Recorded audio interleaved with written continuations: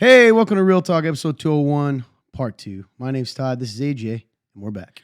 We're back. Finally. A quote from The Rock says, "Finally, we're back to the promised land."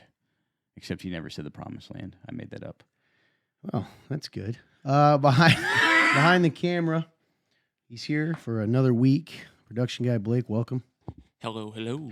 Although now, I don't know if that's your name anymore, man. You're an on-camera personality. It's true, man. I know. Your new name is Camera Face Blake. I'm just kidding. I like it. Camera face Blake. All Camera- right. Camera face. Good to see you, man. How you doing? Good. I'm doing all right. How Good. you guys doing? Yeah, honestly, man, pretty light as of right now. It was Very tired. heavier earlier, but pretty good now, actually. So I'm sleepy. me About too, it. though. I am sleepy. Yeah, it's odd, man. Mm-hmm. But you know, when I go to bed tonight, I will not be sleepy. Mm-hmm. That's just how it goes. I literally had that in my notes for my life. It says making me sleepy. So like, Well, you there's already something- told him. Now we're going to skip that part. Check. Just kidding. that was it. That was the only thing I had about my life. Somewhere in the description of this video and or podcast is a link, www.theremnant.live/real-talk. The link may not be active depending on the site, so you have to copy and paste. It's www.theremnant.life/real-talk. Click it, go down the bottom of the page, hit submit a question, and you can ask an anonymous question about God, life, the Bible, or just to get a viewpoint for some guys who love Jesus but are in this world, man. It's that's really what this is all about. It's just about what's it like following Jesus in a world that doesn't, being young men, and trying to figure this all out. That's right. That's the gist of it. And to give you a place where you can feel safe to ask questions that maybe you don't feel comfortable asking somewhere else. And that's the beauty of the anonymous questions. Absolutely, man. That's actually real quick little mini testimony. That was actually one of my favorite things we did was Real Talk, because it started off as a sermon series where you would answer questions in real time up on stage. Yeah. And I used to ask the anonymous questions that you guys ask now. So it's pretty cool to be part of that. No, I never knew that. It's right, man. Genuinely sounds sarcastic, but I meant it. All right, man. So I have a special message real quick. All right. It's going to address a couple of things. First off, to the real ones. First off, I love you and appreciate you and your guys' continual support. You might want to monetarily. explain what that is in case someone's listening who's never listened before. Good call. So Real Ones Fan Club. It's a fan club that we have that we provide to you guys where you can get exclusive content and exclusive merchandise monthly. You also support the ministry. That's right. You support. It goes right back into the ministry of Real Talk. You know, it can help us like these new mics. We got new mics from How it. do they join that? You can go to www.theremnant.life/give, and you can have 2-tier values. $15 is going to get you the bonus content That's a every month, and $30 a month will get you the exclusive content plus the merch. Nice. Thank you for guiding me on that, because you know me. I get No all over the problemo. place. Sorry to interrupt. Anyway, you're you were fine. saying to the real ones. Yes, to the real ones. I want to personally apologize for still not making any progress. I know we are about 3 months behind on your guys' merchandise, but I do want to give you some hope that we do have all 3 being worked on right now, and they should. I'm hoping that they can be to you guys hopefully next week. That is my hope. So I appreciate you guys staying patient and still being willing to give. Seriously means the world, because it's not normal for people to just keep giving us something when they're not getting anything in return. So you guys are awesome. The second thing that I wanted to address real quick was just missing episodes, inconsistency still.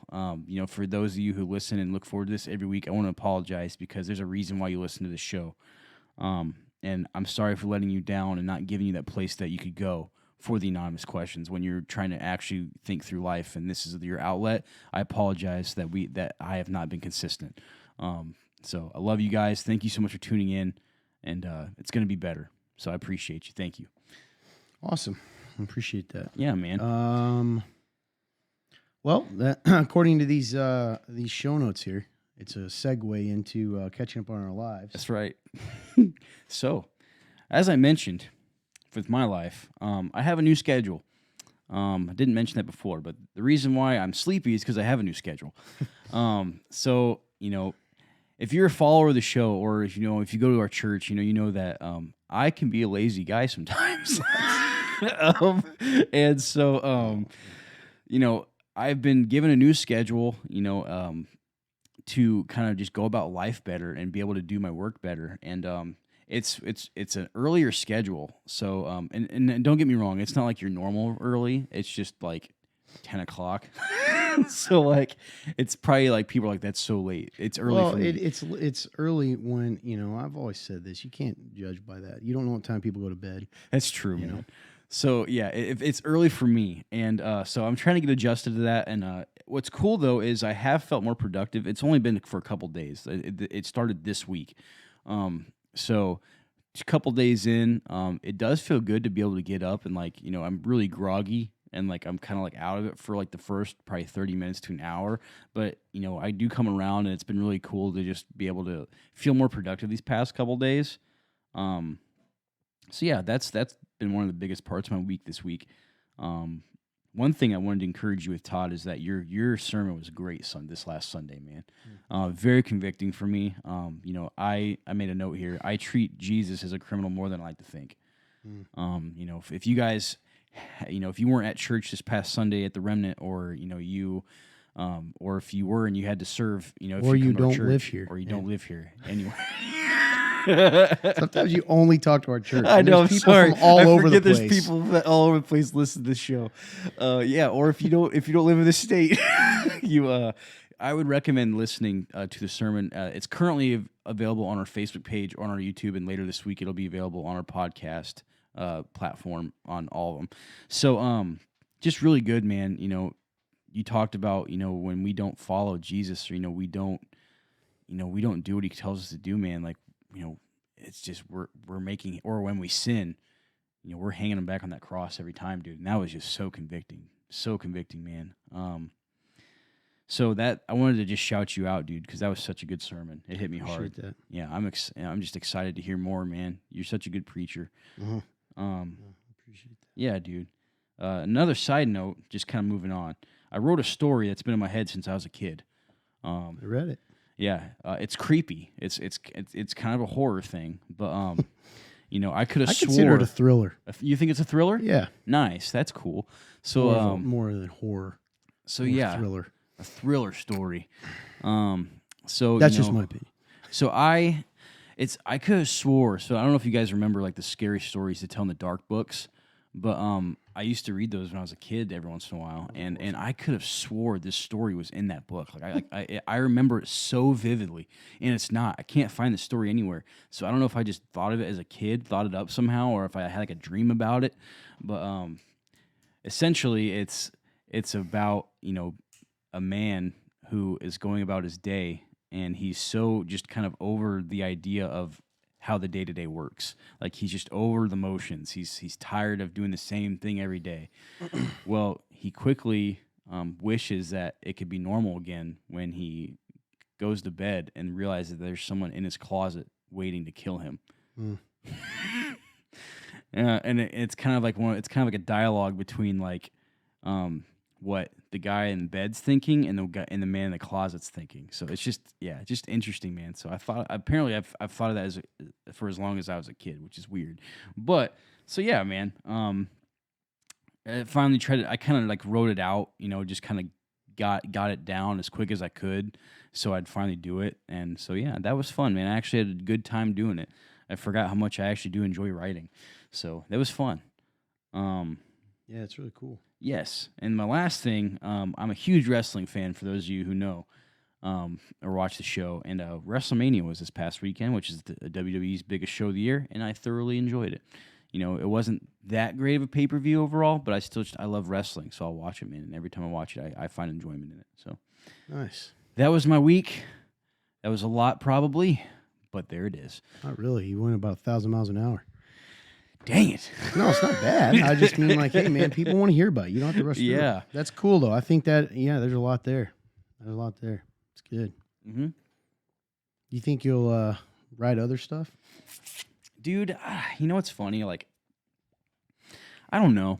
I probably will at some point. Like, I really do enjoy writing. Mhm. It's just, for me, it's starting. Getting that first, like, sentence on the paper is what's so important, or on the screen or whatever.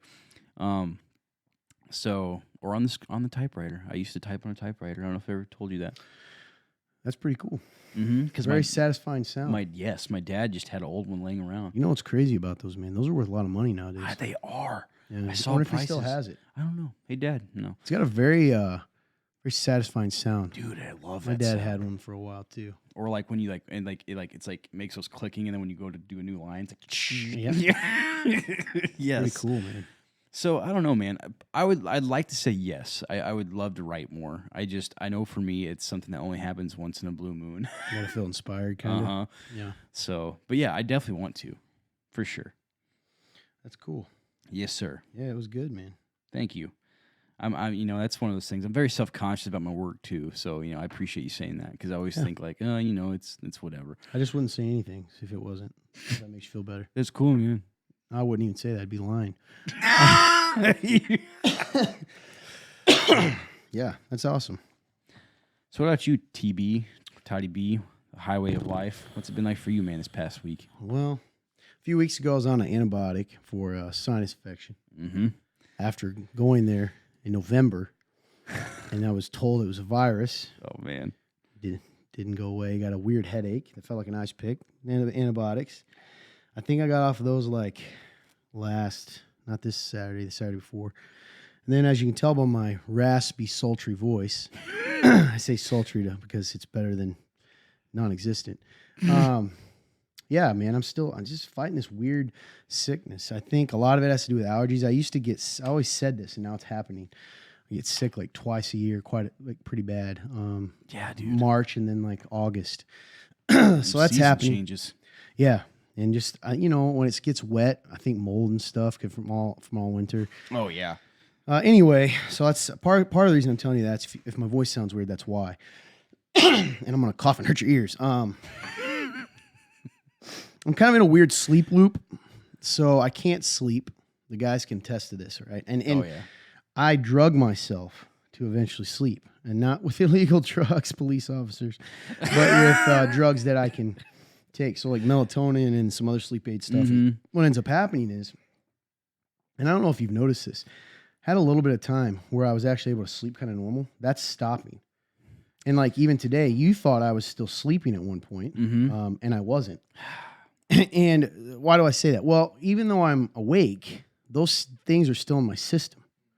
So, and this is what's bizarre about me. I can't sleep, but yet I am drugged. I'm drowsy. So today's pretty bad. Like I feel like I could close my eyes right now, and Mhm. clearly I won't fall asleep, but this is comfortable, I get that feeling, dude. Yeah. So then what ends up happening, tired all day, gets to night, can't sleep again. And then I drink a bunch of caffeine to be able to function, Yep. which is doing nothing It's a anymore. vicious cycle. Yeah. So I got to get that fixed. Dude. So sorry, guys. So I put that on here. Working out's kind of irritating lately. It's very stressful. I haven't updated anyone. I haven't weighed myself. Typically in this thing I'm doing, I'm supposed to weigh myself every day. I haven't done that in probably 2 weeks, so I'm going to start again tomorrow. Irritating. Just kind of burned out a little, so I got to do that. You go hard, man. I'm telling you right now. The thing about you with working out is if like you have a day where like say the day just goes and you just can't get there, you tend to double up or even triple up because you're a madman. Yeah. I think that that could be part of it. Those long days where you got to do 2 or 3 things in one day, Yeah. that might get you. Yeah, well, I'm trying to lose weight too. I do like Yeah. weights and then cardio. And Yeah, you're a wild dog. I get in trouble when I think about it, the total amount of time it takes. Because what I end up doing, the way my mind works, I'll think about getting dressed, Yep. going there, warming up, doing the workout, doing the cardio, showering, and then you're looking at that and you're like, oh my good gosh. That was. Instead of breaking it down. Mhm. Why am I telling you that? Kind of sort of just letting people know where I'm at. I haven't updated that in a while. Yeah, man. I've noticed I've become more introverted. Dude, you know what? I get it, dude. And by introverted, I just mean quieter, not wanting to be around people, or at least not seeming like it outwardly that I want to be around people. I love people, but that's odd for me. Sure. Yeah, because you do seem to get a lot of energy from people. You do. Yeah, but I don't know, man. It's also exhausting lately. I don't know why.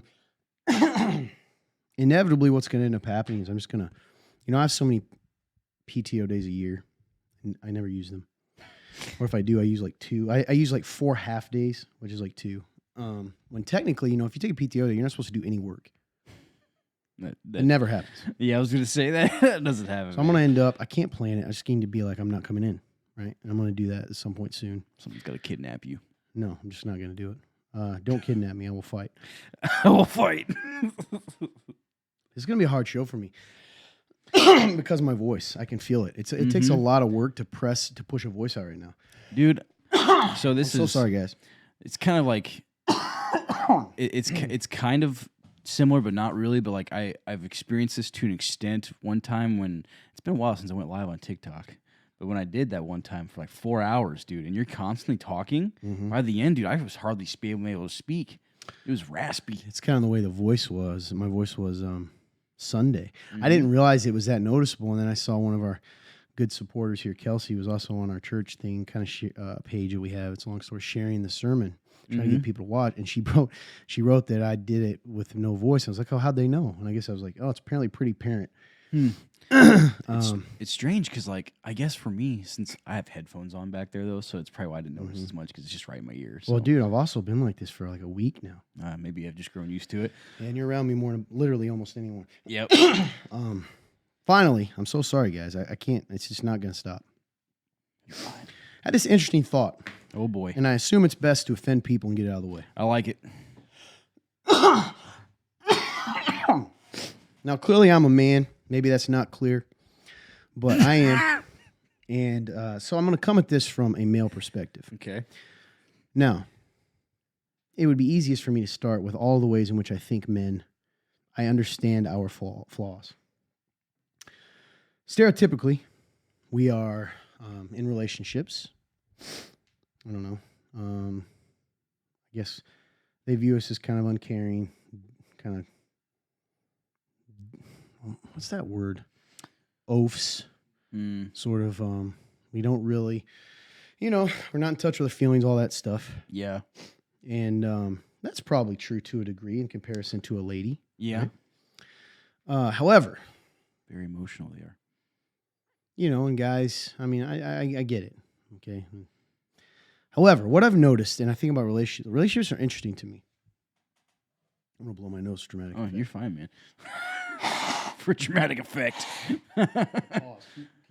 Yeah, so, hey, I plugged it earlier, but I'll plug it again. And for those of you that are interested in joining the Real Talk Real Ones fan club, it's $15 a month for bonus content, $30 for exclusive merchandise. Dig it.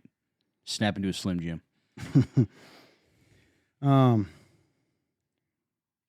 I think that we spent so this is what I've noticed. Tell me if I'm wrong. Mm-hmm. Men and women, they're focused on getting a relationship. That becomes like a primary issue typically for people, right? It's true, man. And they rush and they got to get them, and then they get them, and they're like, yeah, that's it. Mm-hmm. What I found out about myself in life, tie it with this, okay? Mm-hmm. So I told women don't seem to like to admit that I'm going to offend people immediately. Ladies, I love you, okay? And I know men do this particularly physically. Men do this physically, I've heard. Right? That's the fear women have. But you kind of think the grass is greener on the other side. See what you're saying. Right? I.e., you have a very responsible, lack of a better word, safe man who does the right things, a good man. You find yourself longing for some kind of wild bad boy biker. I don't know, whatever. No, you're right, though. You've got the wild-hearted bad boy biker, and you wish you had the stable, consistent, guy. Yeah, it's true. And maybe that's human nature, right? Maybe, perhaps that's human nature. Take for granted what you have. Mm-hmm. Now, this starts with relationships, but is going to lend itself to something I'm kind of wrestling with in general. And you guys know this. I guarantee you're not going to know where I'm coming. You're probably going to be like, Todd, how are you connecting all this? But you're going to know where I end up because I've talked to you about it. One of the things that I think sometimes I struggle with, for me as a person, is I feel, this sounds so whiny, hated and loved at the same time. Okay? I've shared this with you guys in general. And why did you tie this relationship? I think because my mind just starts thinking in general and kind of starts at one place, which in this case would be hated and loved. And then you kind of branch out about where do you see that in other places in life, that kind of thing. With people in general, not just me. And I think what's interesting is that's who I seem to be. Okay. And we joke about this. You guys tell me if I'm wrong, because I want you to tell me if I'm wrong. Right? Mhm. This is a true, real talk here. Yeah. It appears to me, and I used to tell girls when I would date girls. I could tell you, I told numerous girls this. They'd be all about me, like, man, I just think you're so different, and you talk about you talk, because I'll admit it, I'm kind of effeminate apparently in the sense that I talk. I'm a talker, so I want to talk about what I'm thinking and or feeling. Mhm. By the way, not natural. I worked on that because I didn't grow up in a place where people shared what they're thinking or feeling. That's not something, but I worked on it. And because I'm a talker and I process out loud, if I'm in a relationship, I'll tend to do that. Right. Mhm. Or in friendships. Yeah, absolutely. You're really great at that. Well, I mean, it can be, thank you. I didn't even mean it as good or bad, just that Yeah. I do it. So at first, let's just take that one trait. That can be very refreshing probably for a lady because a lot of us guys typically are not stereotypically known to do that. It's true. However, can't tell how many times I would be dating a girl or going on dates and she'd be like, this is, I really appreciate that. And I was like, that's not going to last. And she'd be like, what do you mean? I'm like, let me tell you what happens here. You're going to like me and think that I'm different. Mhm. And you're going to like that I'm different in this way. And then inevitably, you're going to find out that I'm actually this person. Do you see what I'm saying? And that is who I am all the time. It's not an idea. It's a reality. Correct. And in all of that I am, right? So, I don't think when I say these things I'm saying, I am not saying these as a good quality, though they can be viewed good quality in short bursts or in like small doses. I am not particularly predictable. Okay? Would that be a fair assessment here? Yeah, Guys who know me? you were definitely Primarily not predictable. This hit me the other day when Blake, we were talking. I don't know how it came up. And like, for instance, this is a trait people close to me will bring up all the time. And they'll be like, oh yeah, man, it wouldn't shock me at all if you completely cut everyone out of your life and left. Right? Like there's a part of you that's like, oh yeah, or I'd be like, I wouldn't hate you. And you're like, no, man, you just never talk to me again. I'm like, what are you talking about? Somehow I put this out. It's just an example of my unpredictability, right? And it can be fun at times when I'm in a good place. Yeah. Because I can be fun. Sure. But so you have to bear with me. This is real talk. We're rambling, okay? That's right, man. So the confusion that I feel here. So anyway, going back to ladies, they might like that at first. He's wild, right? If you view it as a positive, he's wild, in a good sense. 2 months later, this guy is wild, not in a good sense, right? He's crazy, or he's like, used to be, I don't know, not normal. He's a stallion that can't be broken, but once you break the stallion, you miss him being a stallion. Yeah, guys in general, sure. Yeah. I'm not, but I think they No, but think I'm that's- going to be broken. Yeah. I'm not. And I don't mean this again. I know some woman and some guy out there's like, this dude, they're rolling their eyes because I wouldn't be like, he thinks he's, no, it's not what I'm saying. It's a negative trait typically Mhm. because it's exciting at first, but that is true. Like to a fault, I do not like being controlled. I do not like being put in a box. I recognize that I naturally, pun intended here, bucket that. But so going with all of that,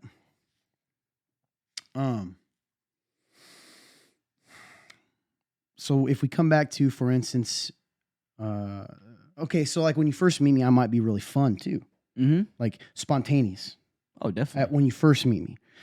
When I get to know you after a while, I've been told this before. It's like, man, Todd, I really miss you being a fun person. I was gonna say fun guy, but fun person. But I see you being fun with all these other people, and you're not fun with me. It could be not just in a relationship, could be family, could be anyone. And I'm like, well, the truth is, the people I'm closest to are actually the people that I can be both with. And I'm kind of backwards. You know how a lot of people, they'll want to be fun, and then as they are more comfortable having fun, then they'll want to be more real with you. I'm backwards. It's almost like I naturally test people by being real. And if I feel like there's a connection in a real sense of like life, and Yeah. then I can like loosen up and have fun. Does that make sense? Interesting. It's Yeah. backwards. Huh. And if you think about you guys, even the way I am with you, it's kind of the way it is. Yeah. I'll come in, I'm very serious. I'm like, talk about life, and then I'm ridiculous in, an hour. It's actually right, man. It's true. Yeah, and it's backwards. I Uh-huh. understand it's backwards. Huh. So I think, and then I don't know, man. There's a lot of other things. These are just things I'm thinking. But sometimes it's hard because I can become cynical and not trust people because, for instance, like you said earlier, hey, good message, Todd. Right? And that was really nice. And I appreciate that because I am a words of affirmation kind of guy. Mhm. But at the same time, there's a part of me that's like, yeah, okay, dude. Well, tomorrow you're going to hate me because of it. Mhm. You get what I mean? Yep. And I guess I say that to everyone, man. It doesn't matter how confident you appear. We all get hit with those kinds of lies and stuff. And I guess I would say to people out there, it's like, listen,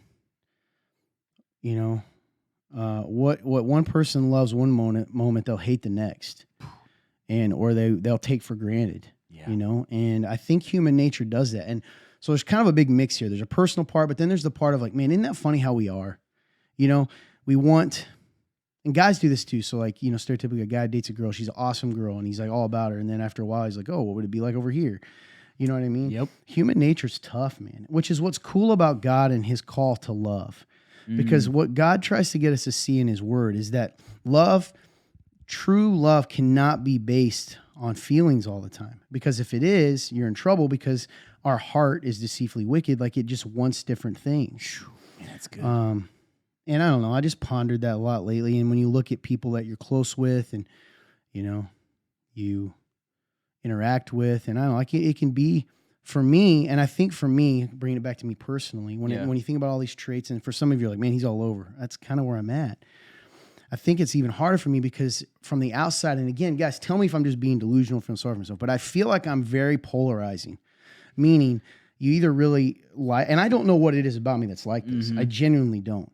But you either really like me or you hate me. There is very little in between. I feel like I'm not a guy that people tend to be like, yeah, I'm all right with that guy. Yeah. You know what I mean? I get it. And I think despite what it can appear that I don't care, that can wear on you after a while. Yeah, man. Because you'd almost rather assume everybody hates you than get hurt when you think that, you know, have an expectation of, oh, maybe there's a friendship here. Maybe there, you know what I mean? Does this make sense at all? No, 100%. It's funny that you said that because like that was the word I was going to use earlier.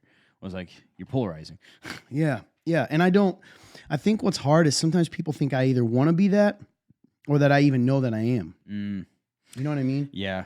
It's hard, man. I don't know. Because I and then how much, real quick, how much of that is like things I need to change? And this is where it gets really confusing. Like, I have traits that are bad versus, no, man, this is who you are. Like, they're not necessarily bad traits. You get what I mean? Yeah, 100%. Because I do want to change the things that maybe are sinful or that I need to change versus, but sometimes I think even at my just most sanctified, right? The most taught at his most pure is just going to be that way. And I don't know. And that can be hard and like tiresome sometimes. Yep. Because people think I want to be. Do you know what I mean? And I don't even necessarily know why I am. It's just too. Does that make sense? Yeah, it's just who so you why are. am I making it about me while it's catching up on my lives? And that's something I've been wrestling with a lot lately. And what tends to happen, in case any people that are local are watching the show or in our lives, if I seem like I've pulled away from you, this kind of came up the other day when someone asked me what's wrong basketball. Yep. And there was nothing wrong. And I think what I tend to do in those moments is sort of fall in myself, and I sort of only interact with the people I really trust. So, i.e., you guys maybe. Yep. And even you guys, I'll be a little quieter, which you could probably attest to. And I kind of naturally pull away from everyone else. And that's not because I don't love them. It's just like a subconscious thing. When I get into a place where I'm feeling that way, I sort of retreat. Does that make sense? 100%, dude. Anyway, sorry. It's kind of odd, man. I didn't mean to cut you off. No, you're fine. I wanted you to finish anyway. But like, it's interesting that you say that, man, because like, I know for me, to use myself as an example, like when I'm in my own life, I don't see those things. Like, I don't. And so I do believe you, but it's interesting that like people think you know those things. And it's almost in a way kind of like ignorant, naive, whatever you want to call it, for them to think that of you, because like that's an unnecessary pressure. You mean think that I know what it is, or what do you mean? Like that you know those things about yourself. Yeah.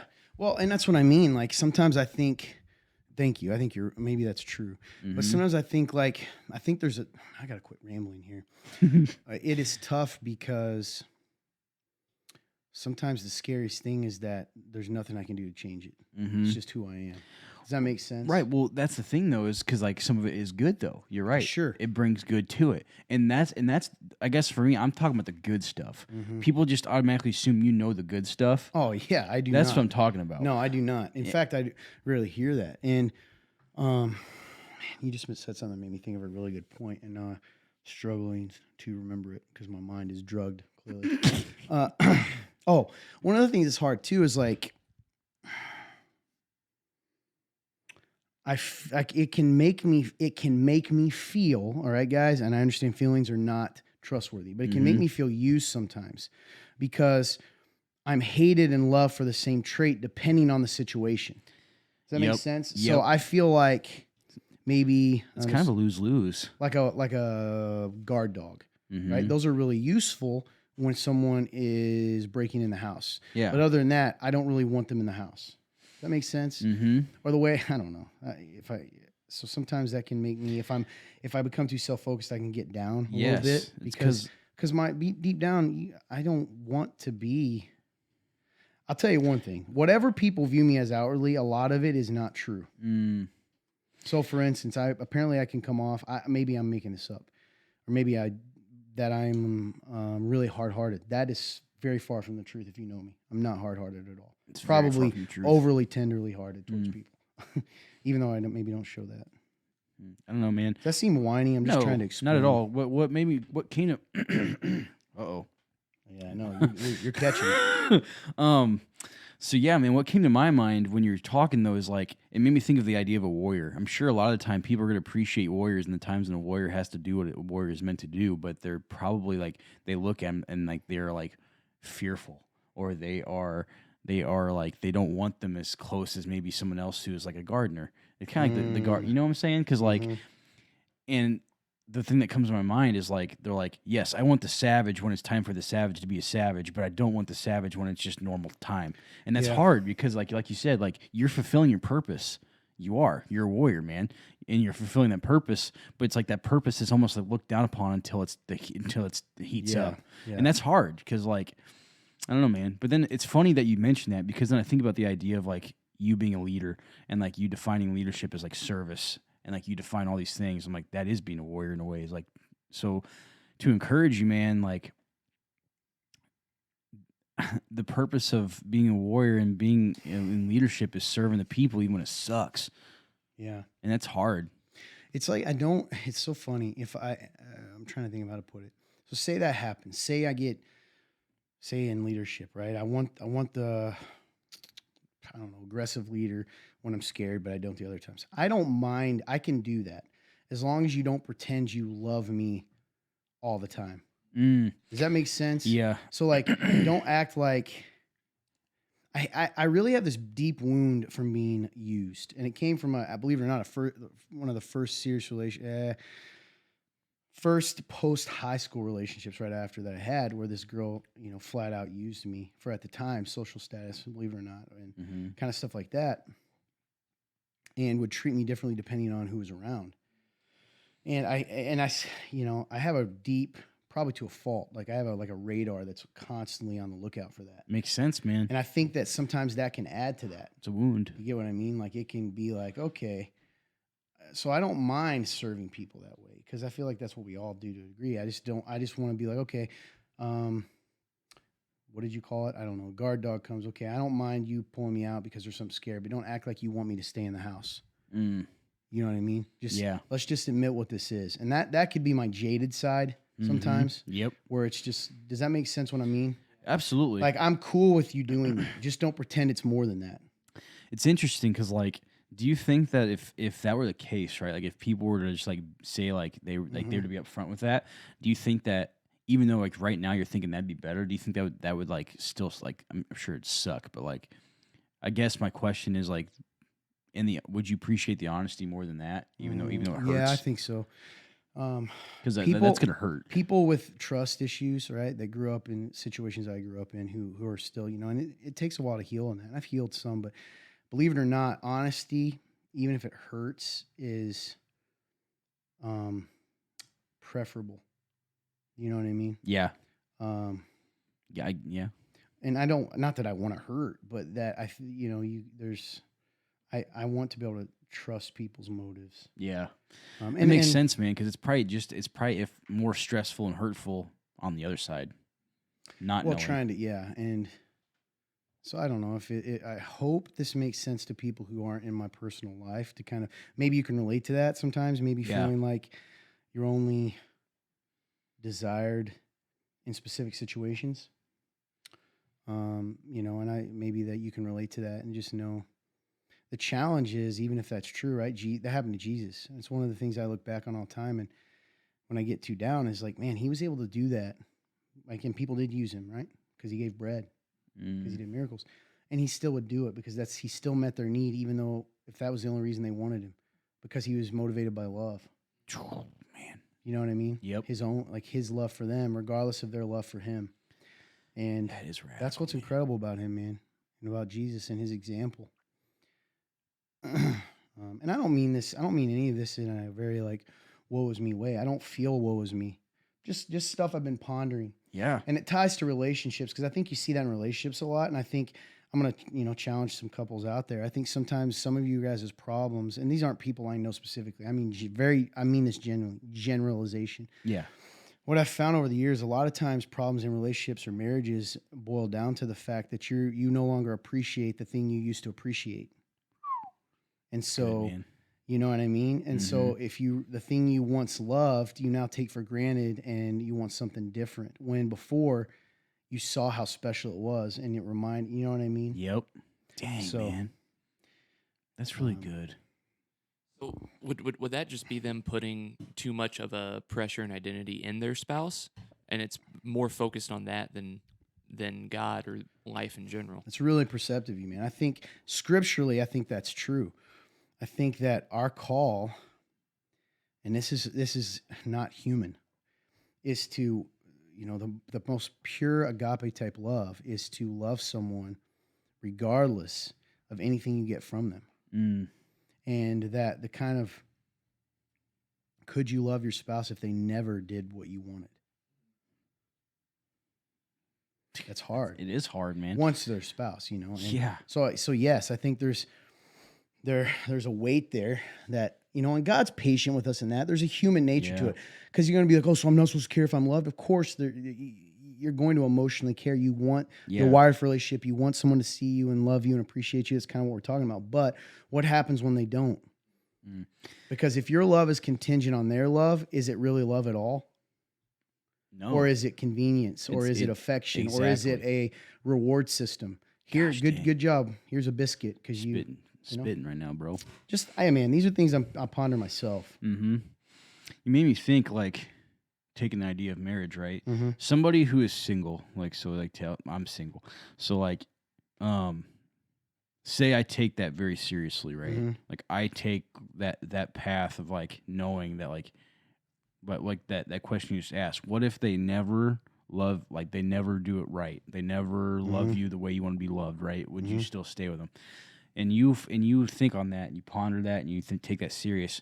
Do you think maybe that is almost can be a problem in how, say, like, Christian, like, single Christians, like, they have commitment issues to that just because of how radical that is? Sure. I think it should be taken seriously. Yeah. However, you can also look at it the other way. You can look at it of regardless, it's going to be hard either way. So it's like it could prevent you from marriage or it could free you in the sense of like, I don't need to look for the perfect person because I'm going to that's have really to good. choose to love either way. It can either add weight get or what I take it mean? away. Now, I think if you're single, that's why it's important to find traits in people that are outside of how they treat you.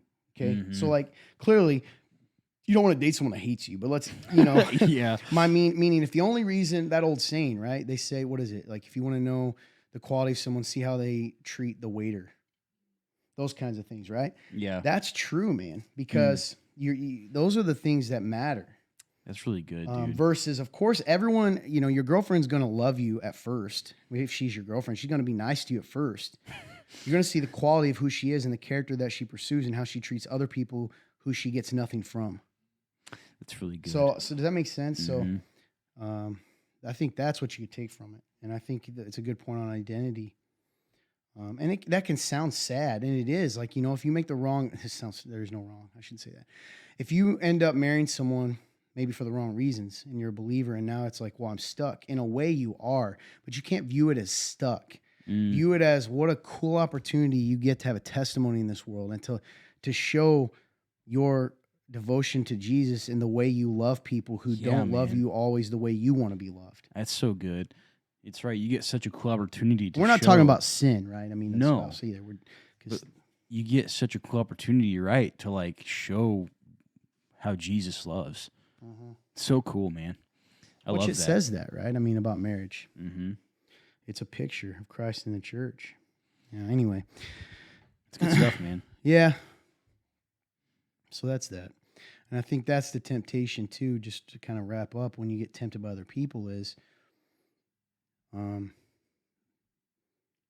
what's the serial daters, right? What are you really attached to? You're attached to being liked, without letting the other person down. That's good. You know, Yeah.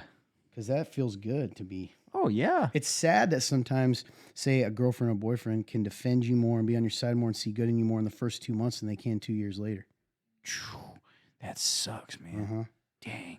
Like, I've had girls that would stand up for me 2 months in a relationship that wouldn't 2 years in. Because now, you know, I don't measure up in some way. Or Yeah. whatever. And vice versa. That happens the other way too, man. See, a lot of guys treat girls poorly. Yeah. They don't, when we've talked about that, they don't appreciate what they have. And the sad thing is, what you really got to ask is, would you, if you were with that person, or would you be in the same boat after 2 years, 3 years, 10 years, 20 years, whatever? So, anyway, interesting You're making stuff, my man. brain turn. Yeah. All right. You guys have anything else before we move on? Just good stuff, man. Appreciate your mind. Oh, I always have. When you talk, dude, it's just you do make me think about life. Well, a you're lot. one of those rare people, man. Because I'm You telling you do. right now, this exact thing I just did makes some people hate me. Because they're like, why is this guy, like I was told recently, and I think it's, I'm overly philosophical, which is true. I'm 100% overly philosophical. If you are a person that does not like thinking about things that probably to you don't matter, like, or you can't touch. Yeah. And I'm a weirdo though, because I can appreciate the other side too. I can appreciate people that aren't.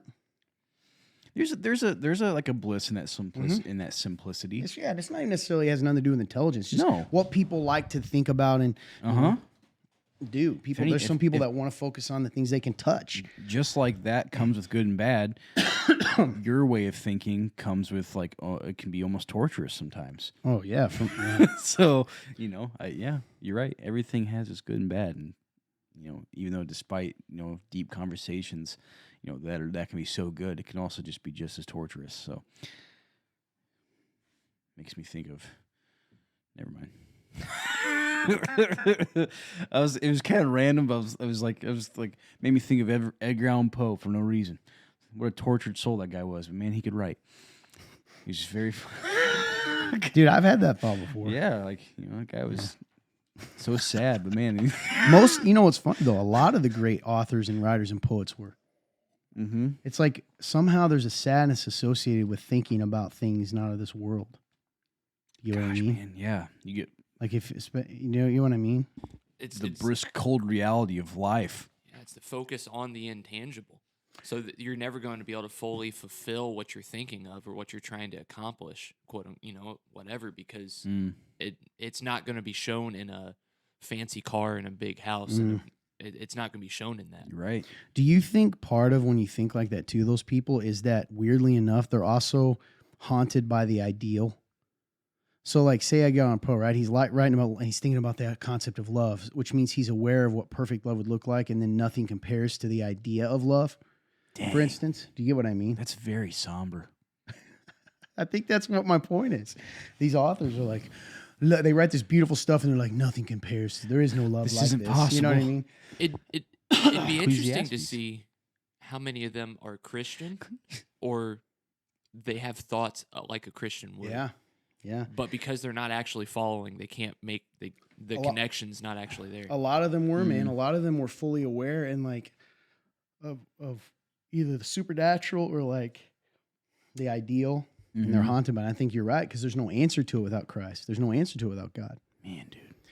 Anyway, Good stuff, boys. someone out there's like, you guys are being boring and philosophical. Exactly. Exactly. All right, questions. You ready? I'm ready. AJ, Yes. what's the Holy Spirit's role in the Trinity? It's a great question, Todd. You I'm probably glad know, that man. you're. What do you think? I think that the Holy Spirit's role in the Trinity, he's the counselor, he's the guide. There you go. He is the one that gives us the wisdom to fulfill what our mission is. I think you're right. I think his job's also to empower us. He seals inside of us as the proof of our salvation. But I like what you said. Jesus called him the counselor and the helper. And he's the one that actively transforms us into being more like Jesus by convicting us, reminding us, counseling us. So that's good stuff. All right, man. So Now, just to warn you guys, some of these questions may seem odd, like timing wise, because like we have like 30 questions because they've come from like a previous time, Sure. where like time has passed. So if they sounds weird, just bear with it. Anyways, it says Todd and AJ, in the latest episode, you answered a question about ghosts. So is it wrong for a believer to believe in them? For example, when I was younger, my uncle passed away. I remember waking up one night and him sitting at the end of my bed looking at me. So was it a demon or was it a spirit?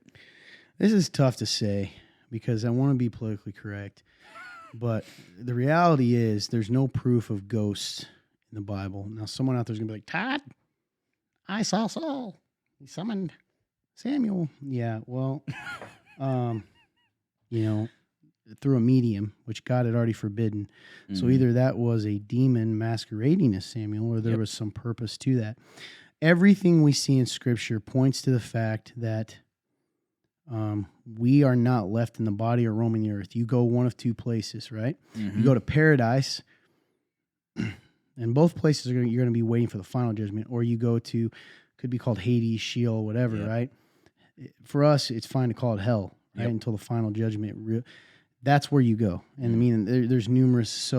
No, I do not. This is what's scary. I don't know what you saw. All I'm telling you is that I do not believe that was your uncle. I know that we are in a war. Yeah, and I think that can, well, Todd, it brought me encouragement. So why would something? We've talked about this before. Let me give you a scenario. Would someone really evil be willing to encourage you if that thing still pointed you away from God? And absolutely. Because what if you start believing in this thing instead of God? The occult, etc. Yeah. Yes, absolutely. So, I don't know. I don't want to, but again, I could be wrong, but scripturally, I don't see any evidence. I'm with you all the way, man. With you all the way. AJ, is masturbation a sin if you're thinking of your spouse? It's an odd question, man, and I don't mean it's an honest question. Yeah, I would say by odd, I don't mean bad, because it makes the reason why I say odd is because it stumbles me, it trips me a little bit. I think that it's a sin if you're able to come together. If you are physically there, but you choose to masturbate instead of having sex with your spouse, I think that's sinful. I think that if you are in a position where you are apart, I think it's justifiable. That's hard. Tough, man.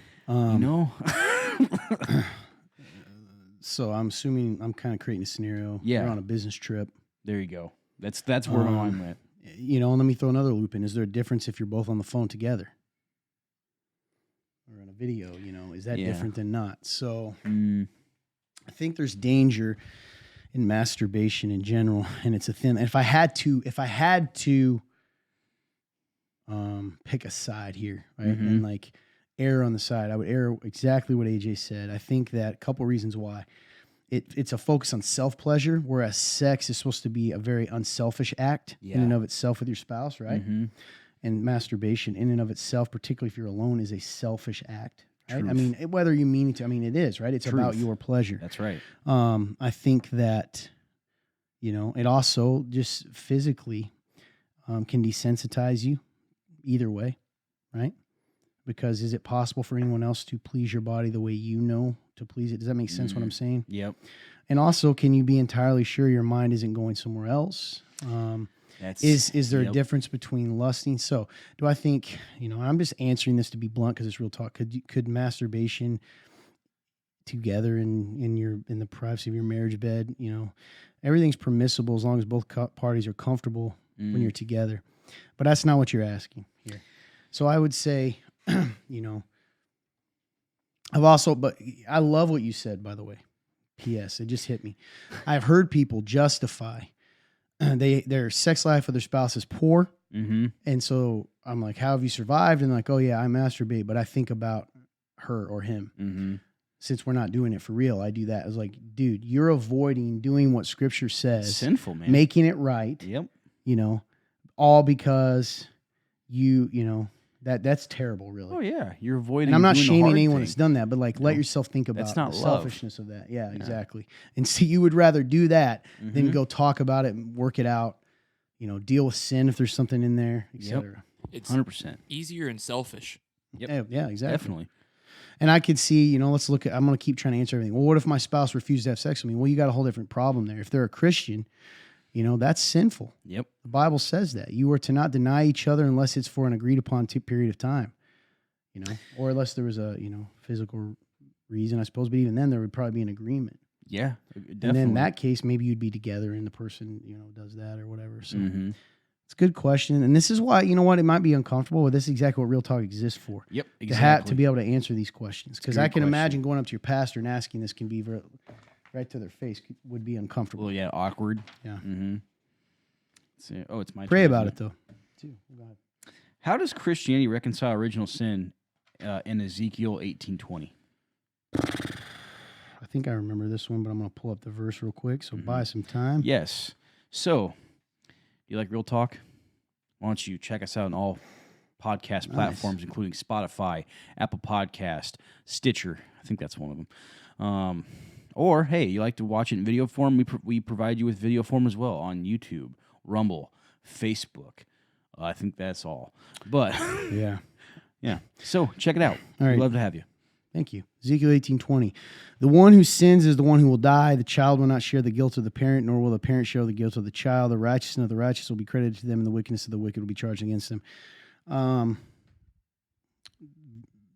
I like this question because it's a very typical atheist question who's trying to trip up a Christian. You got to look at context. This is talking about a very specific situation, meaning just because I sin, right, my daughter won't be killed because I murdered someone. Okay. Original sin's a little different because you got to look at it this way. Even if original sin did not exist, you have sinned against God. Do you get what I'm saying? You've committed the original sin. Yeah.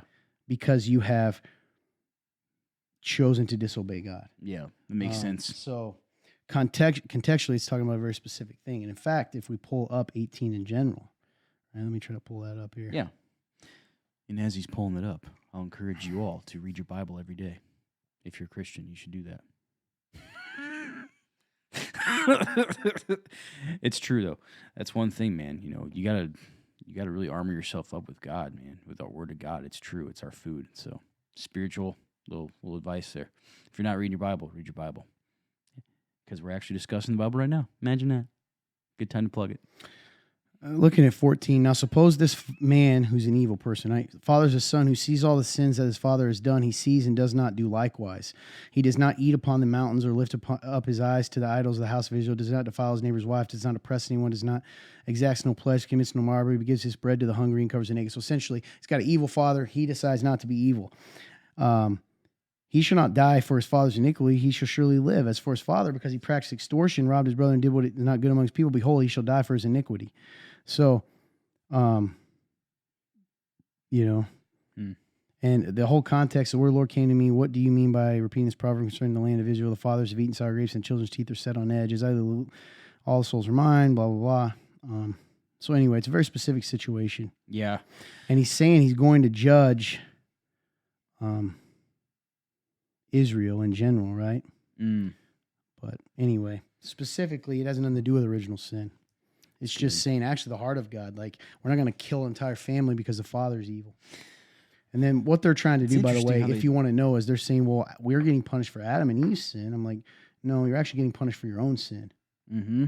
You get what I mean? Yep. Subtle thing. Oh, absolutely. You're, you are what you are. I feel like...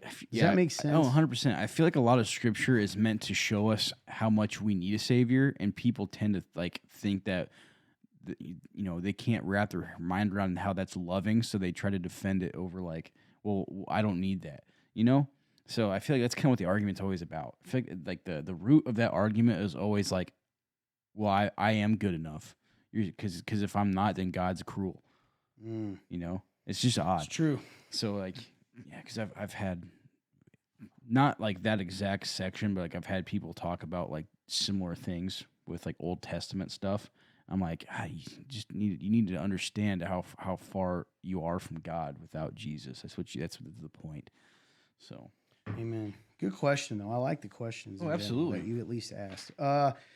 The worship experience that talking about, Yeah. worship experience that the remnant had recently was very powerful. Did you feel like God was speaking to you in it? If so, what did you feel God saying to you? Have you felt a difference or been different since then in how your way is going? We had a worship experience, I don't know how long, a month ago now. Probably a month or so. It was pretty powerful. It was very. So, what they're referencing.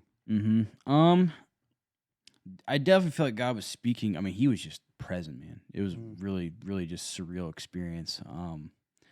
For me, I feel like God was almost trying to show me personally that, like, look what can happen when you just worship, when you just believe, even if it's just a little bit, even if it's just for a minute.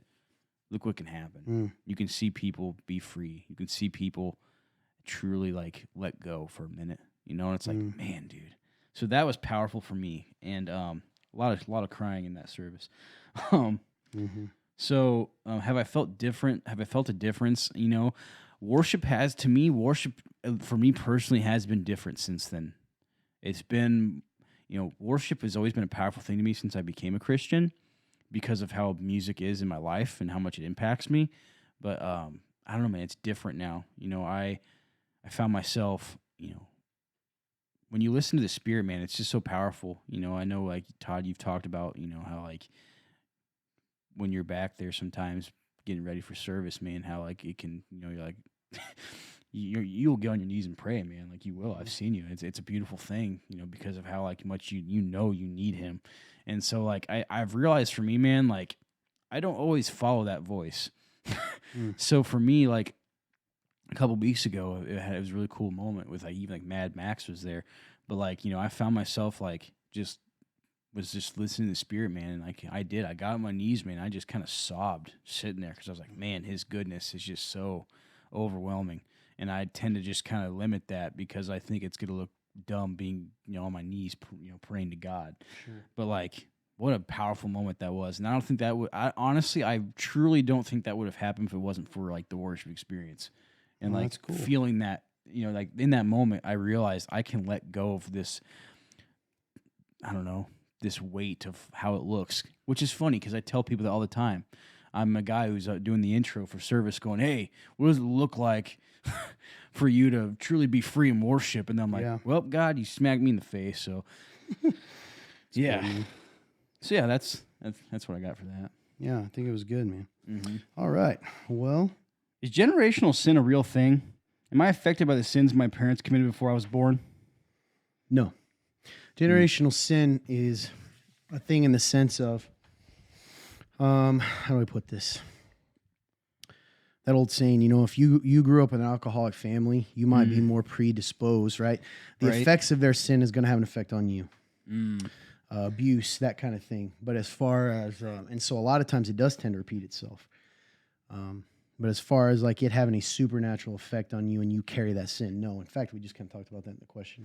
Exactly. So, yeah. No. Good question, though. Absolutely, man. Yeah, I definitely 100% agree with that. It's odd how people would you agree that is kind of people believing in what we'd call karma in the secular world? Yeah, I guess in a way, except it, like, would affect the next generation. But I suppose maybe they still think it does. I don't know. Next generational karma. Anyway. Ready? Yes, sir. Ready. Do you think trust is earned or given? If so, how do you give someone your trust? I think trust is given, man. I don't know. I know there's some people in the world that would say, you got to earn my trust. But at the end of the day, you have to make a conscious decision to give someone your trust. Like, they can do as much as they want, but at the end of the day, like, you have to make that choice at some point to gift them your trust. So yes, I think it is given. So how do you give someone your trust? Well, here's the thing. I'm actually a pretty trusting person.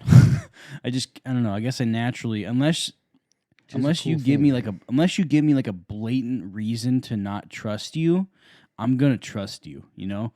So when I'm actually living out of my natural self, you know, where I'm actually just being AJ, you know, the one that God made, you know, I tend to really just gift my trust pretty easy. And some people would probably say, you know, I should be more on guard, but I don't know, man.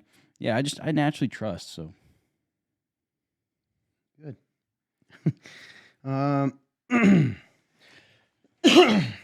Yeah, you know, unfortunately, gifting someone your trust also means having to take the chance they could hurt you, but acting true. as though they're not going to. Well, they do. Right? That's good, man. You're right. Anyway, Having to open that up to them. yeah. Let's see. Next question. It says in John 13:8, Jesus told Peter that unless he washes Peter's feet, he won't belong to him. I Googled what that meant. It talked about how their feet would have been so filthy. So this was an analogy then to the feet being us and the filthiness being sin. Yes. That's a very overall. He was saying, unless I wash you, unless you're relying on me serving you, because remember, you'll never serve me, unless I go to this gross place for you, right? It was an analogy, letting him know, like, a parallel. You have to let me serve you. So good, man. I love that. Nice. Good stuff. Oh, yeah. AJ, question is, how do I get the image of God as imposing and angry out of my mind? I think that, I guess, you need to ask yourself why. Why do you think God is angry? Why is he imposing? I definitely would say that God definitely enters into your life and he's working. So, I mean, imposing is more of a negative connotation, though. I mean, like, he's like invading me and I don't want it. So, at the end of the day, whether you're a believer or not, because I could see this question going either way. If you're not a believer, God's constantly trying to get your attention because he just wants you to come to him. If you are a believer and you feel like he's imposing and he's angry, I think you got to deal with the fact that, God never changes. You do. And, you got to see where you're at because God stays the same. So, if you think he's angry, he's not. You're just putting that on yourself. Yeah, a lot of times that comes from maybe either our own father wounds. If you had a father that was naturally angry, imposing, intimidating, that you might put that on God. That's good. Happens a lot. And also just, sometimes our religion, in our attempt to talk about, sin is serious, and it is. But in our attempts to do that, sometimes we can make it seem like that's the only thing he cares about is keeping us in line. And the best way to keep that out of your mind is to read the Bible, because the Bible describes God and he's able to describe himself. And he described himself as a loving father. Man, dude. So good stuff. Good question. We're knocking them out here. We got a lot, so we're going to try to knock out as many as we can. Let's see. It says, when Jesus was being tempted in the wilderness in Luke 4, do you think the devil really thought he could get Jesus to worship him? I think so. I think he wouldn't have tried if he didn't. He thought he was going to be able to appeal to the humanness that was in him too. It's very interesting because, he had to have known who Jesus was. He had to have known this is the Son of God, right? So, do you think that he is just so blind with arrogance? Well, let me ask you a question. Did he think he was going to overthrow God? Yeah, because he wouldn't have done it. That's true, man. Pride's a dangerous thing, man. Man, dude, that's just crazy. Mm-hmm. But then I also think about my own life and I go, yeah, I'm pretty rebellious too. So, yeah. Man, that's good. All right. 7. How do you personally keep yourself from falling into just talking the Christian talk and actually living it out? So how do you stop yourself from just falling into talking the Christian talk and not actually living it out? Like, you know what I mean? That's the question. Yeah. Man, that's good. That's not just talking the talk, but walking the walk as exactly. Well. I think that you have to be willing to understand the cost of it. If you that's a good pop, bro. Yes, sir. No, that's good. I you know me, I love neck pops. Anyway, so yeah, you have to be willing to see the weight and the cost of what it means to truly follow Jesus. Because if you don't see that, man, you can do a lot of talking, but then when the time comes to walk, you don't. And it's crazy because and this is how it kind of blows my mind how God is with us, because even if you do understand that and you are a follower of Christ, you still have those moments where you only talk the talk and you don't walk the walk. I think about Peter, when Paul has to come rebuke him, and I'm like, dude, so what do? I think you have to be repentant. Like, you have to truly want to change those areas that you are not walking it out, that you're not walking the walk in. So Yeah, I'm trying to think of how. It's gonna sound corny again, man. Do the stuff he says. Pray and read. You know. Do what he says to do. That's right, man. That's what's funny, man. It may seem corny, but like you're saying, it's just truth. That's It's just what only we're supposed corny to do. because everyone says it, but we don't actually do it That's the a problem. lot of times. And that's why it's corny. Yeah. Which is really sad that a truth has become. Anyway. What does it mean when someone says that Christ is the cornerstone? What does it mean to be a cornerstone? Cornerstone, especially back, I don't know if it's in modern day building, but back then it's where you start the entire building, right? So that's it. He's the foundation. Yeah, he's the most important piece. He's the thing it's built on. That's freaking awesome. You know, I'm actually really glad someone asked this question because, like, I've never really like I kind of understood what cornerstone was, but I never related it to like the foundation. That's really good. It makes so much sense now why they call him like he's the cornerstone. Makes a lot of sense now. Let's see. Oh, what number did I just do? And the cornerstone's also, I mean, if you think about it, not only do you build it, but it also helps you know where the rest of the place is going to be. Like if you build it off the corner, right? Yeah. Anyway, sorry. That's really cool, actually. I just coughed, and I'm really sorry. That's all right. Is it my turn? I think it's my.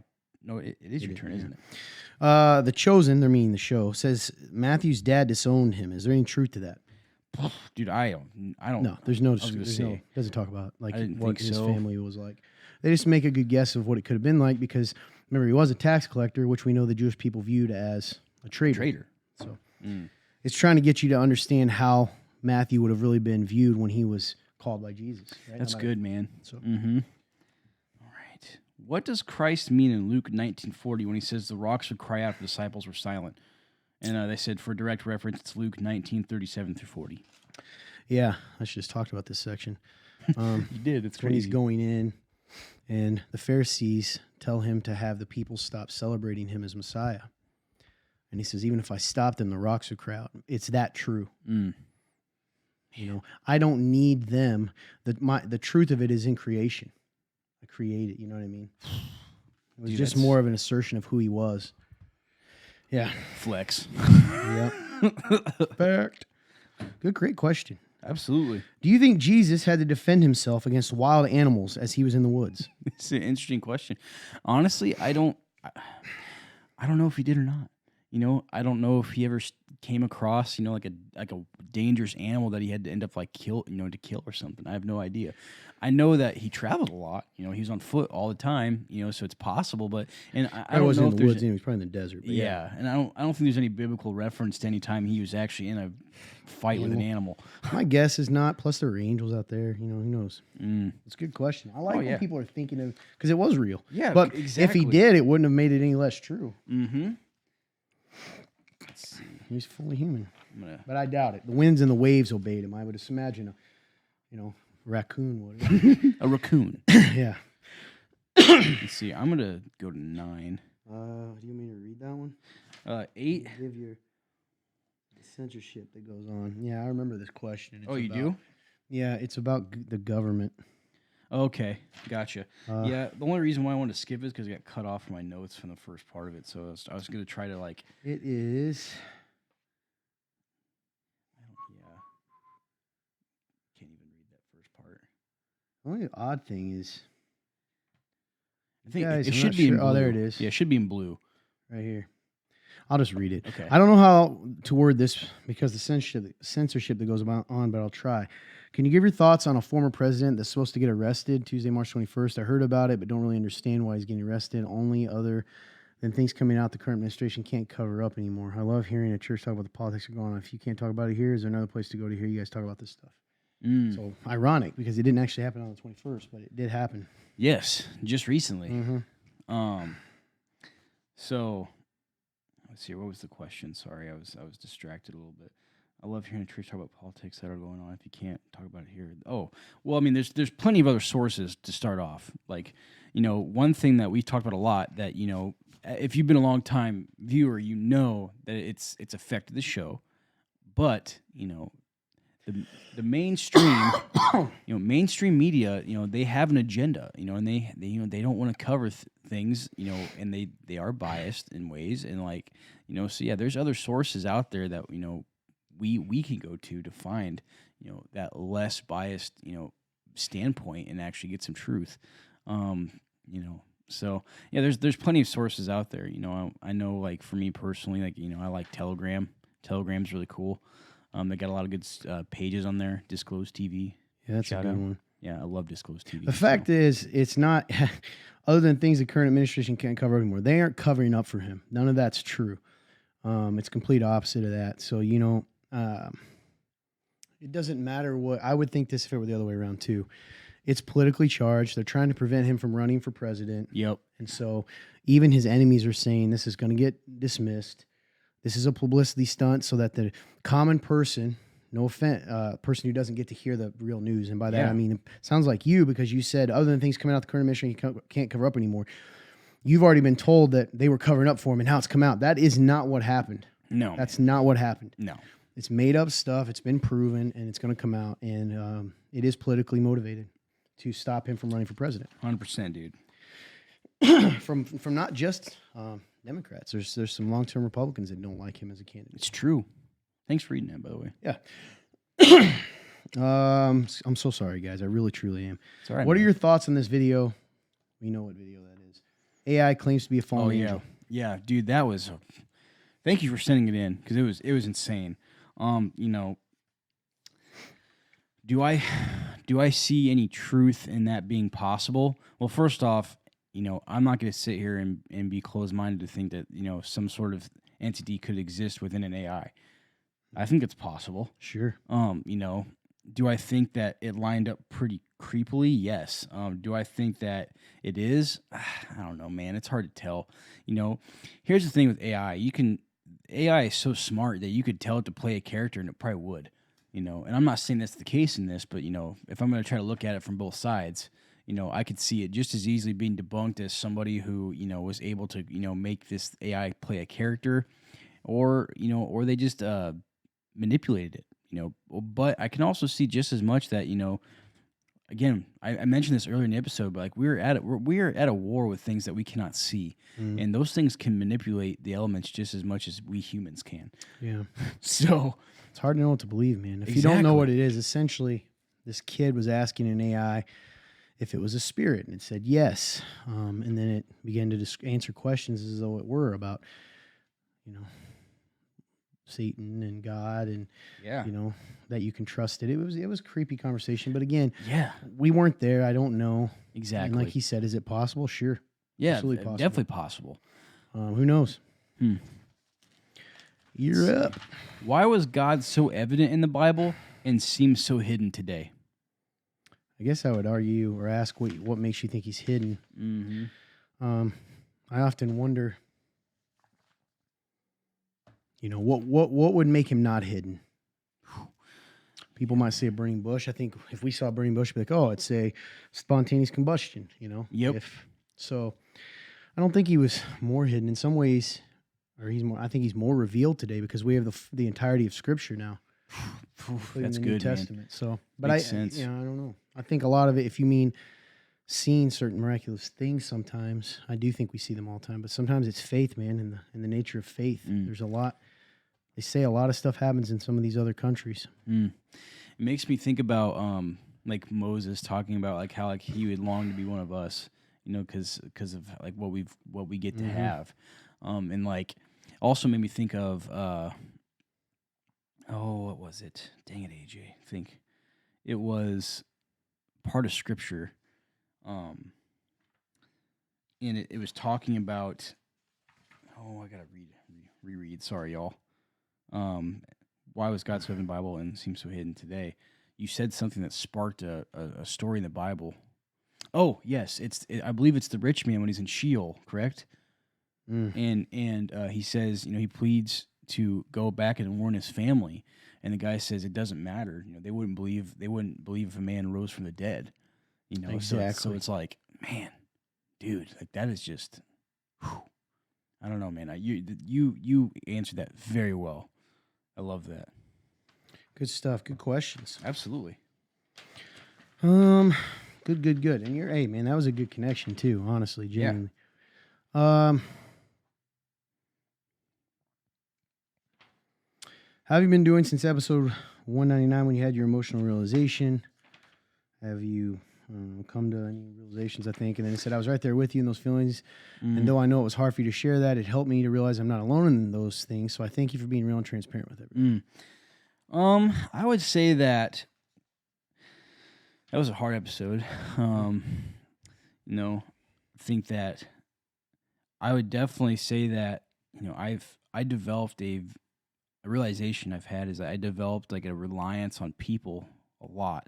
And like I kind of arrogantly relied on protection from people. So I think that what I've learned is that, that can only take you so far. Like you can't, like one thing that I'm learning is like you have to keep growing. You said something to me. I can't remember if it was either earlier today or yesterday, but you said something that really spoke to me, man. You said, you can level up. You might have leveled up, but then you didn't really, you kind of stayed there. You kind of stayed in that spot when there was so much more room to grow.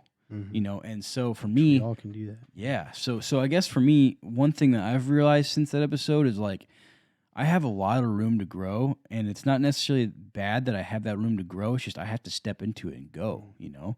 So yeah, I think that's what I've realized. I think that at the end of the day, like I stopped counting the cost too. That's another thing I realized. Is I stopped counting the cost and understanding who I was in Christ. I started just relying on who I used to be and like how I thought of myself and not how God thought of me. And I was just, an emotional wreck. Still am. But no, man, on a journey we all are. Yeah. Well, I think we've answered a ton today. Oh, man. we knocked a bunch out. I think it was good stuff. Yeah, dude. I hope you guys, sorry again if I seem a little weird out of it. Like I said, I'm still a little sick. Yeah, man. But it's good to get back on the horse here. Oh yeah, dude. Horse. Yeehaw. Yeah, man. A lot of questions. You guys are, and that's one thing I am encouraged by the questions that you guys are asking. Absolutely. Because, these are really good questions. I know we kind of asked you guys probably a month or two ago, like, hey, ask us some good stuff. And like, you guys definitely stepped up to the plate. You're swinging. So yeah, and keep them coming, guys. Keep them coming. You're not, it's not about like, oh, catch up, that kind of thing. We want to answer these as they come in, and we will. In fact, I didn't check. I think a few came in today. Oh, did they really? That's awesome. Appreciate y'all. Like, I don't know. And that's one thing while he's looking, I'll encourage you guys. Like, we do answer every question. We do. So, if we're a little behind, but we take every question seriously. Yeah. And we're going to give you a true answer, and if we don't know something, we're not going to say we do. And, and again, we're not gonna ignore your question. It's gonna get answered. So, stay patient. If you've been listening for a couple weeks now and you haven't heard your the question answered yet, but it's coming. So absolutely. Yep, I think that's about it. We love you guys so much. We really appreciate everything that you do to support the show. Keep coming, keep asking. Bear with us. We're bearing with you. Keep praying for us. We do pray for you guys as a group. We really do. Yes. Usually pray before the show. That's right. We're so thankful to be able to do this, and it helps us too to have this platform to discuss life, and hopefully it benefits you and blesses you guys. You're very much loved by God. We love you. You're not alone, and the answers are there. We just gotta keep asking. You got anything you want to say other than that? Other than that, man, just love you guys. Just echo what Todd said. You guys are so awesome. What a cool crowd we have. A good audience. You guys have just been so faithful to us for the past 4 years of just asking questions so consistently and just being willing to dive into the show and invest. And like, I don't know, man, it's surreal. I don't see it enough, but you guys are awesome and you mean the world to me. So thank you so much for just being willing to listen and watch, and I love you. Hey, share, like, comment, invite friends, individual friends even who you think might be interested. Sometimes we want to, it's good to publicly share, but also send it to individual friends that you think might give it a listen. And maybe you guys can discuss some of those questions together. Other than that, we love you so much. Have a great day, and God bless you.